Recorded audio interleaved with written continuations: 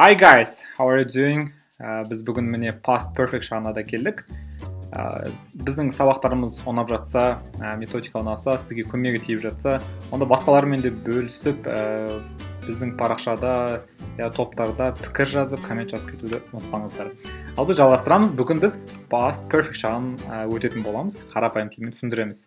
Алдыңғы сабақта біз present perfect деген өттік, сіздер түсінді деп ойлаймын, себебі біраз бұндай шақтар бізде қазақ тілінде жоқ, болғандықтан бұл кішкене қиындау болуы мүмкін, бірақ өйтіп қиындатпаңыздар, қандай кезде қолданатынын және қалай жасалынатынын үйреніп алсаңыздар, сонымен қолданып кете беретін боласыздар.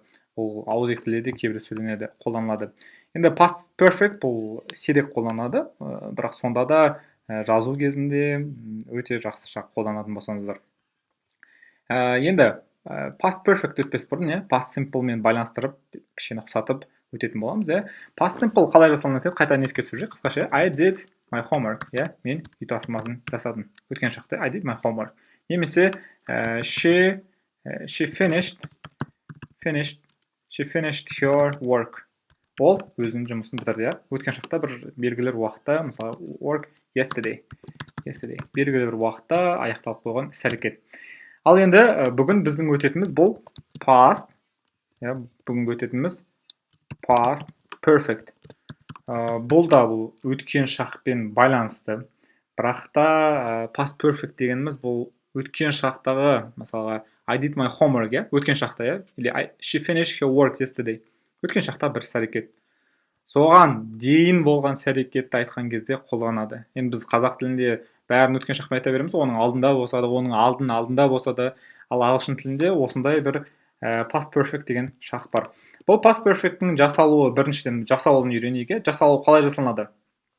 Present perfect сияқты мықты are you with have, he, she, has емес, барлығына had болады. Have-тің өткен шағы қалайды? Have, had, осыны қоясыздар. Мысалға, мен үйреніп жұмысын жасап қойғам дегенде I had done, you had done, they had done, we had done, he had done, she had done, it had done деп жүре береді.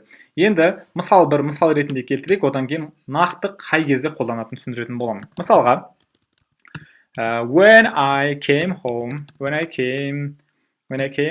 үйге келгенде, бұл қай шақта тұр? I came home, үйге келдім. Бұл past simple'да тұр, Енді when деген қазақ тілінде орысша когда деп айтады, когда я приехал, немесе үйге келген кезде, қазақша айтқанда кезде, үйге келген кезде, when I came home, she had cooked dinner. Мен үйге келген кезде, ол тамақ пісіріп қойды. Яғни ағылшын тілінде осындай, үйге келгенге дейін не болды? Оның алдында тамақ пісіріп қойған, Осыны айту үшін, енді білмеймін сөйтіп, олар had cooked деген past perfect жағын қолданады. Past perfect міне had және етістіктің үшінші формасы немесе иде жалғастырылады, сіздің сөйлемдеріңіз дайын. Енді қараңыздар, бұл жерде екі сөйлем тұр, Ағылшын тілінде past perfect'ті сіздер past simple'да екеуін қатарынан да айтсаңыз болады, Мысалға, I came home, үйге келдім, және and she cooked dinner. Бірінен кейін бір болды. Бұл жақты қараңыздар, екеуінің айырмашылығын қараңыздар. Past simple білесіздер, өткен шақтағы бір аяқталып қойған белгілі уақыттағы іс-әрекет, және бірінен кейін бірі болған іс-әрекеттерді сипаттасаңыздар болады. Мысалы, үйге келдім, және одан кейін ол тамақ пісірді, мысалы әйелі немесе қатындасы, мамасы. I came home and she cooked dinner.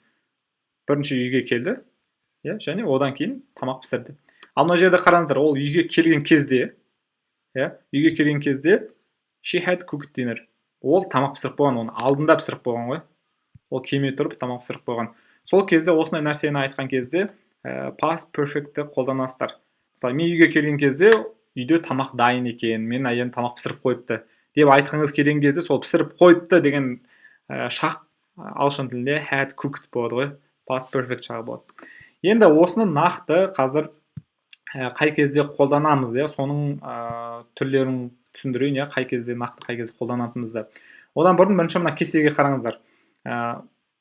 Past perfect describes an action that took place in the past before another past action. Яғни, бұл шақ өткен шақта бір іс әрекет болады, мысалы x деп алайық. Мысалға yesterday болсын, мысалы үйге келген кез бір өткен шақтағы бір іс әрекет, came, did, had деген сияқты. Ал past perfect деген оған дейін болған іс әрекет. Бұл had арқылы және етістің үшінші формасы арқылы жасалынады. Міне, көріп достар, had және етістің үшінші формасы арқылы жасалынады. Енді ең көп кездесетіні бұл осы when арқылы жасалынады. When, кезде, когда деген сияқты ғой. When арқылы жасалынады, ең көп кездесетіні. When. For example, мысалы мен түсіндірсек болады. When, бірден қарағылдыр ғой. Мысалға, айтайық, мен мысалға sheмен жасасақ та had бола береді. Ол маған қоңырау шалғанда мен үйге келіп қойғанмын. Сонда қараңыз, қоңырау шалды, өткен шақтағы бір іс әрекет. Сіз келіп қойдыңыз, оған дейін келіп қойдыңыз. Сонда оған дейін келіп қойған шағыңызды осы hadпен жасайсыз. Міне, when she called, өттіге бұл етістікте. When she called me, қоңырау шалған кезде, I, this is the had. Бұл жерде де already қолданса болады, perfect шақтар ғой, уже. I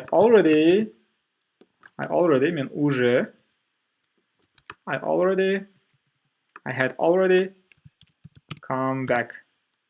Или come home дейсі. Мен уже үйге келіп қойғам. Сонда қараңыздар, екі іс әрекет қайтадан. Ол қоңырау шалды, және үйге келдіңіз. Қоңырау шалғанға дейін сіз келіп қойдыңыз. Сол дейін ол қоңырау шалған кезде мен уже үйде болдым деп айтқыңыз келген кезде осы шақ had already come деген осы структура қолданады, past perfect шағы қолданады. When арқылы жасалынады. Тағы да бір мысал айтайық.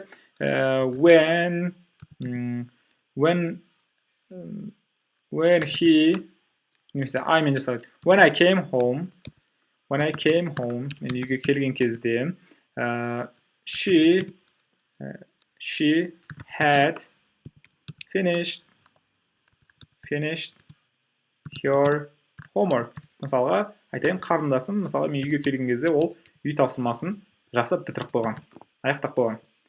When I came home, үйге келдіңіз, she had finished your homework. Ол оған дейін үй тапсырмасын істеп жасап қойған. Міне, келген кезіңіз мынау, came home, had finished, бітіріп қойғаны мына жерде, оның алдында болып кеткен. Сондықтан осы структура қолданады. Одан бөлек тағы да тек қана when емес, мысалға мынандай кезде де қолданады. He said that. Ол айтты деген сөз. He said that. Он сказал, что. That деген сондай мағынада қолданады. Мысалы, қазір толық сөйлемінде қазақ тілімен баламасын айтып көрем. He said that he had been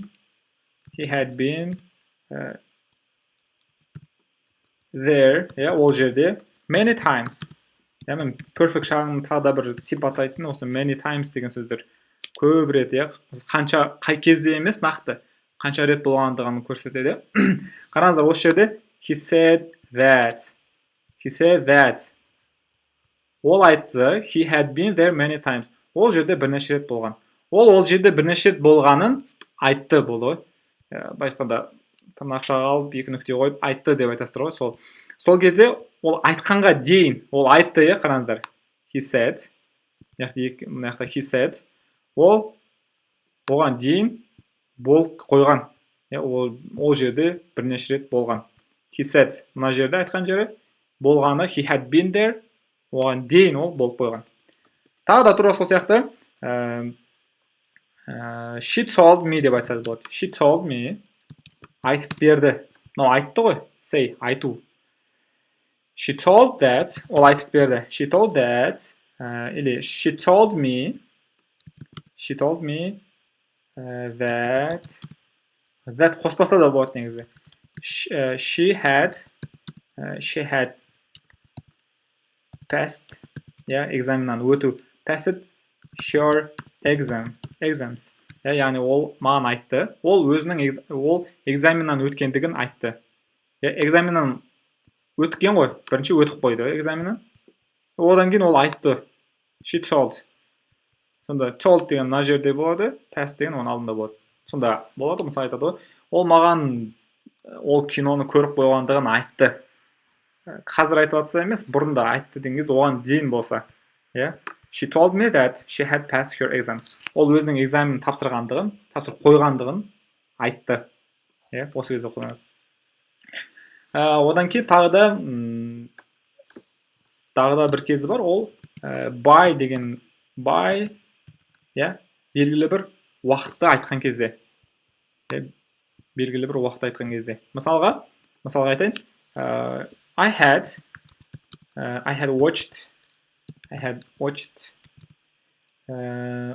watched a film by 9 p.m. Қараңыз, мына жерде сағат 9, кешкі 9-ы білдіреді, 9 p.m. деген. Яғни бұл жерде кеше 9-ға дейін ол көріп қойдым деп айтқанда осылай айтасыз. I had watched film by 9 p.m. For example, I had done my homework by 6 p.m. Мен сағат 6-ға дейін, кешкі 6-ға дейін мен жасап қойдым. Мысалға, 9 болатын болса, оны жасап қойған, немесе кино көргендігі осы жерде болып кеткен, оған дейін болған. Сол кезде сіз past perfect шағын қолданасыз. Ең негізгі мағынасын түсініп алыңыздар, бұрында бір іс-әрекет болады, past simple да. Ал past perfect сол іс-әрекеттің алдында оған дейін болып кеткен іс-әрекетті қолданған кезде біз past perfect'ті қолданамыз. So, past perfect, we use past perfect when we describe an action that took place, happened in the past before another past action. Бұрындағы бір іс-әрекеттен бұрын болған іс-әрекет. So, when she called me, I had already come home. When I came home, she had finished her homework. He said that he had been there many times. She told me that she had passed her exams. By, I had watched a film by 9 p.m. Окей, осы жерден сіздерге түсінікті болды деп ойлаймын. Негізі ондай қатты қиын шақ емес. Экзаменде келсе де, өзіңіз жазғыңыз келсе де, просто соны екеуін миыңызда анықтап алыңыз, болды, өйтіп қиындатып керек емес.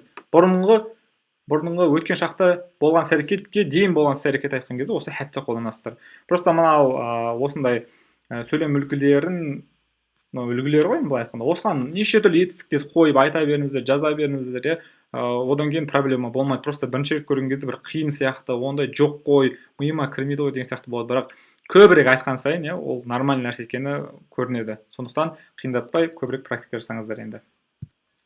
Енді ары қаратай қараңыздар, бізде осы кішкене бір-біріне ұқсастау болған үш шақты бір-бірімен салыстырып көрейік. Past simple деген қайтадан естеріңізде әбден жаттаған шығармыз, бітіп қойған, аяқталып қойған іс-әрекет. I did my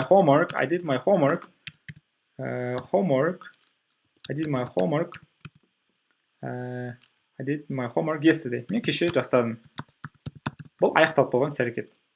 Тағы да бір мысал келтіре салайық. I saw her 2 days ago. 2 days ago. 2 күн бұрын мен оны көрдім. Бұл не? Бұл аяқталып қойған нақты іс-әрекет, нақты уақыты бар. Бұл past simple. Енді present perfect пен past simple'дан айырмашылығы не еді? Бұл жерде іс-әрекет өткен шақта болған, бірақ қазіргімен байланысы бар, және қазіргі уақыттағы нәтижесі маңызды еді. Мысалға, I have just lost my keys. Сіз жоғалтып алдыңыз, бірақ бұл жердегі маңызды болып тұрған нәрсе не? Сіздің қазір жоғалтқаныңыз результат қазіргі, жоқ ол, проблема осы жерде. Осы кезде сіз present perfect шағын қолданасыз. Тағы да бір мысал келтірейік. Айттық, өмірлік бір тәжірибеңіз туралы айтқан кезде. I have never been to Paris. Мен ешқашан Парижда болмағанмын деп айтқыңыз келсе болады. Немесе бір досыңызды бір іс-әрекет өткен шақта басталып, қазірге дейін жалғасып жатыр, бітпеген әлі. Ол жалғасуы да мүмкін. Мысалға, ұзақтықты білдіретін for және since еді, Мысалға, 2 жыл бойы, 4 жыл бойы деген сияқты. Мысалға, оны қалай айтамыз? I have known my friend for 2 years. 2 жыл бойы, ұзақтықты білдірген кезде сіздер for 2 years деп айтатын едіңіздер, 2 жыл бойы деп. Ал басталған уақытын көрсеткен кезде не қолданамыз? Since қай уақыттан бері? 2018, 2018 мысалға. Бұл present perfect шағы еді. Енді бізде сонымен қатар past continuous болды, иә? Past continuous қалай жасалынатын еді? Естеріңізде ме? Past continuous былай еді. When I came home, she was doing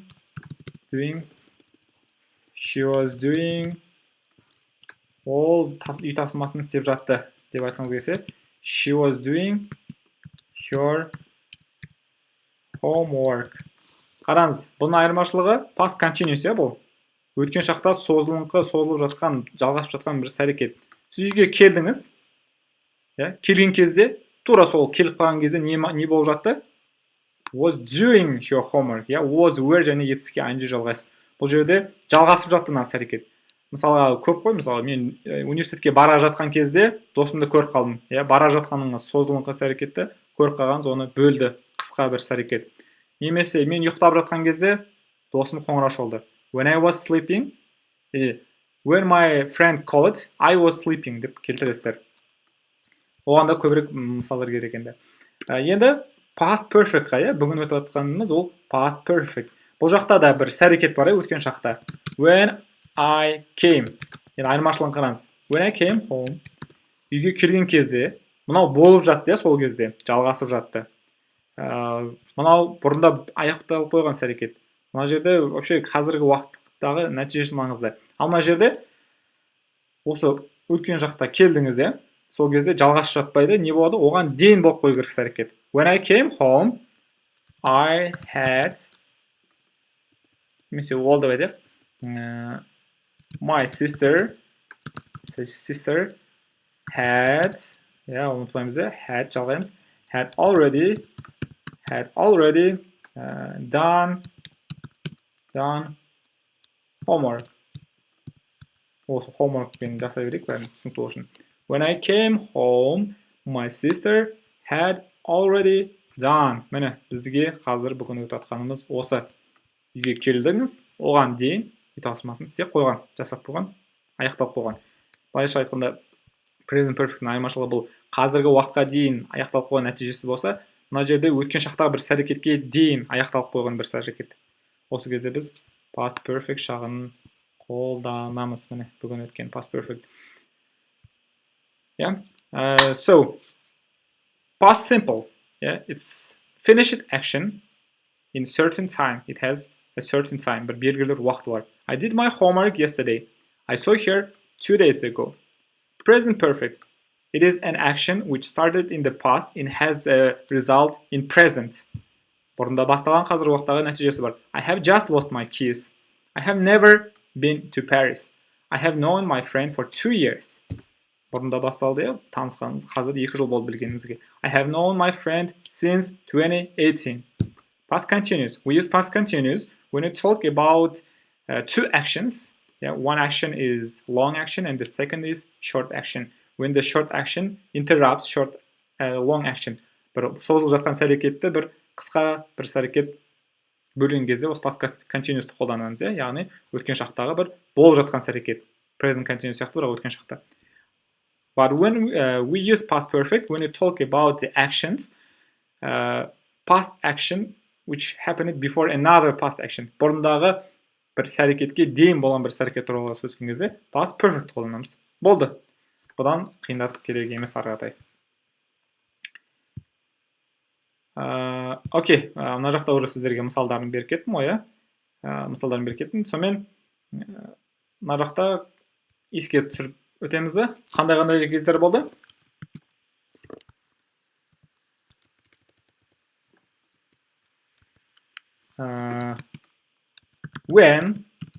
When'ді қолданған кезде не етеміз? Қолданамыз, When I arrived, жақсы бекітті. When I arrived деген келу. When I arrived, she had already gone. She had already gone. Сіз келдіңіз, ол had болғандықтан оған дейін кетіп қалды. Сіз үйге келдіңіз, мамаңыз жоқ. She had already gone. Оған дейін кетіп қалған. Осы кезде when қолданған кезде қолдансақ болады. Одан кейін жаңа бағана айтқан сияқты he said деген сияқты тағы да бір мысалдар келтірейін. He said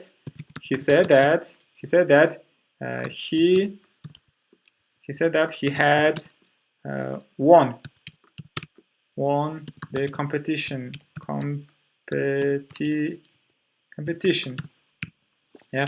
Ол айтты бір жарысты жеңгендігін, ол бір жарысты жеңгендігін айтты.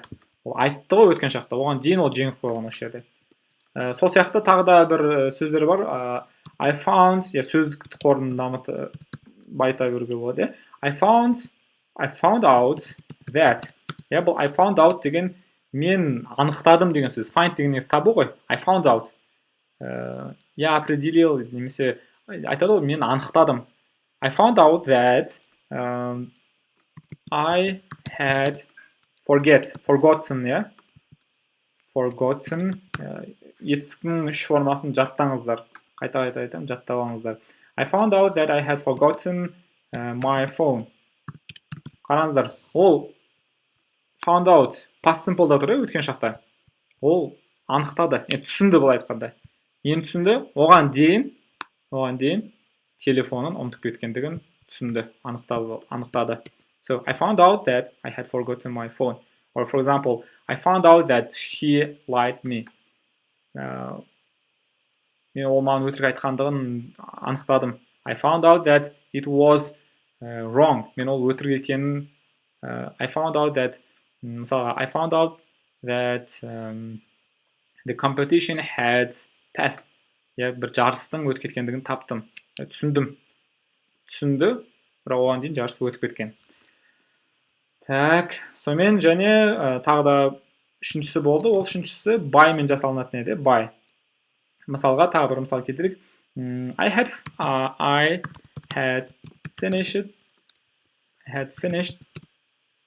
finished my homework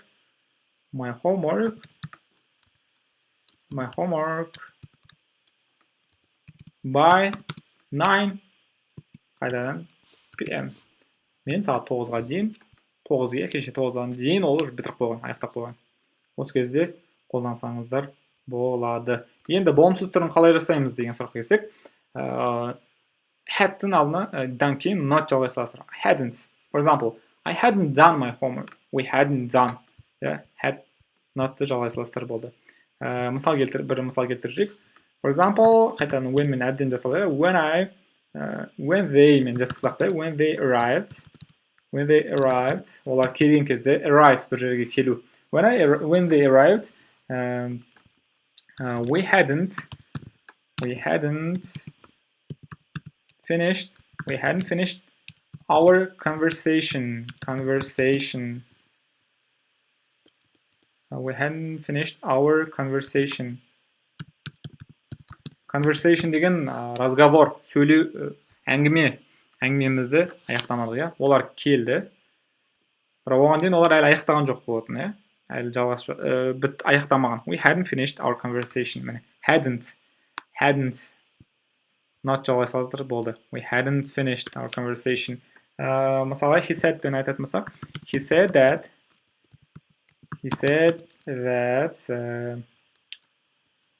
he hadn't called her yet. He hadn't called her yet. Ол айтты, ол оған әлі звондамағандығын, yet деген әлі еді. Әлі оған звондамағандығын айтты. He said that he hadn't called her yet. Жақсы. Examples. When they arrived, we hadn't finished our conversation. He said that he hadn't called her yet. Енді сұрақ жасау үшін бұл сұраулы сөйлемі бұлай көп кездеспейді сұрақ түрінде. Көбінесе осындай болымды және болымсыз түрінде кездесуі мүмкін. Сұрақ кезінде өте сирек кездеседі, бірақ та had дегенді алдына шығара саласыздар, Had you done, had they done, had she done, for example. Сұрақты қалай қойсақ болады? Сұрақ мысалға, had you done your homework? Had you done your homework? Had you done your homework when they came home?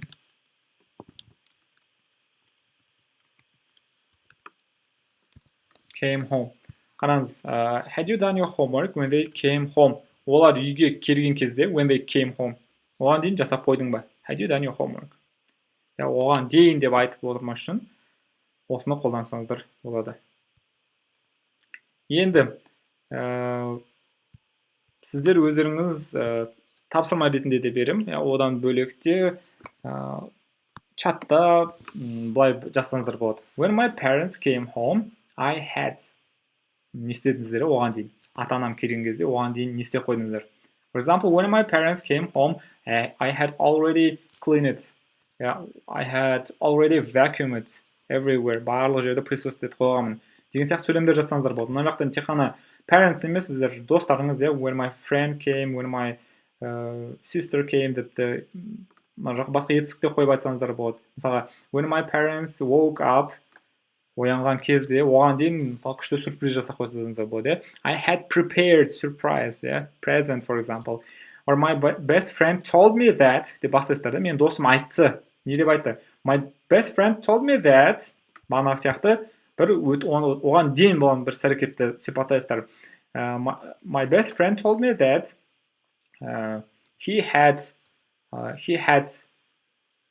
passed an IELTS exam. Мен досым айтты, ол IELTS экзамен тапсырған, айтты, оған дейін ол тапсырып қойған, had passed an IELTS exam. Осы сияқты сіздер қолдансаңыздар болады. Жақсы, әдеттегідей ағылшынша бір қайталап шығайық. So, past perfect.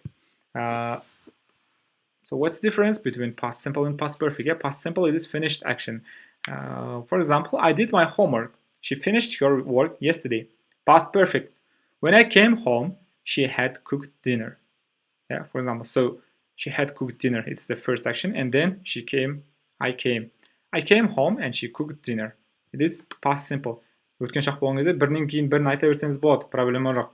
Бірақ та мынау егер оның алдында болып қоятын болса, онда past perfect'тен айтсаңыздар болады.